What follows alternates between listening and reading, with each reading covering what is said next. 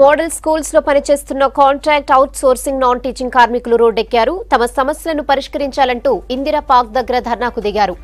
GO number 14 కు అనుగుణంగా కనీస వేతనాలు అమలు కావడం లేదని ఉద్యోగులు ఆరోపించారు. పని గంటలు తగ్గించడంతో పాటు ఉద్యోగ భద్రత, చట్టబద్ద సౌకర్యాలను కల్పించాలని డిమాండ్ చేశారు. రాష్ట్రంలోని అన్ని జిల్లాల నుంచి మోడల్ స్కూల్ కాంట్రాక్ట్ ఉద్యోగులు ఈ ఆందోళనలో పాల్గొన్నారు. ప్రభుత్వం స్పందించకపోతే ఉద్యమం ఉధృతం చేస్తామని హెచ్చరించారు. ఈరోజు రాష్ట్రంలో ఉన్నటువంటి 192 మోడల్ స్కూల్స్ అంటే ఆదర్శ పాఠశాలలు, దానికి అనుబంధంగా ఉన్న హాస్టల్స్లో 2000 మందికి పైగా కాంట్రాక్ట్ అవుట్ సోర్సింగ్ కార్మికులు పనిచేస్తూ ఉన్నారు. వీళ్లలో 90% మహిళలుగానే ఉన్నారు. వీళ్ళ కనీస వేతనాలు లేవు. రోజులో 18 గంటలు పనిచేయాల్సి వస్తుంది.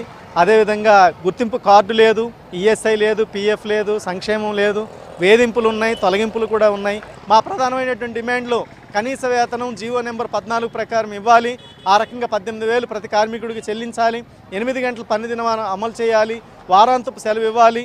మహిళలకి మెటర్నిటీ లీవ్లు ఇవ్వాలి. ఈఎస్ఐ పిఎఫ్ సౌకర్యం కల్పించాలి.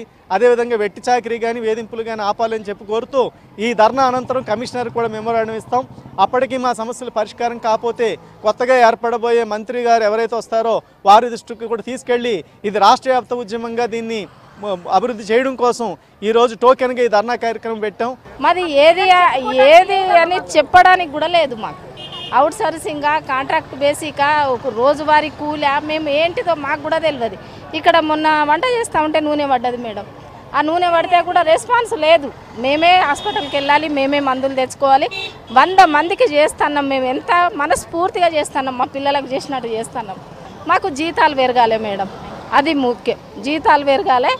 మాకు కూడా ఒక గుర్తింపు, అయ్యో వీళ్ళు కూడా గవర్నమెంట్ మనుషులే కదా అనేది గుర్తించాలి. అంతేగాని మాకు అసలు గుర్తింపే లేదు.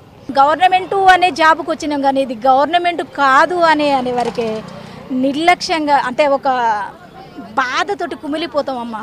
నేను కొట్లాడుతున్నామమ్మా, మాకు జీతం పెరగాలి, మాకు ఒకటి ఆదరు కావాలంటే మాకు ఇది గవర్నమెంట్ జాబా లేకుంటే అవుట్ సోర్సింగ్గా ఏది లేదుకుంటా మేము మిమ్మల్ని తీసేస్తాం అనే మాటతోటి వస్తుందమ్మా. మమ్మల్ని తీసేయకుండా మా జాబ్ మాకు కంటిన్యూగా చేయాలని మేము పోరాటం అమ్మా.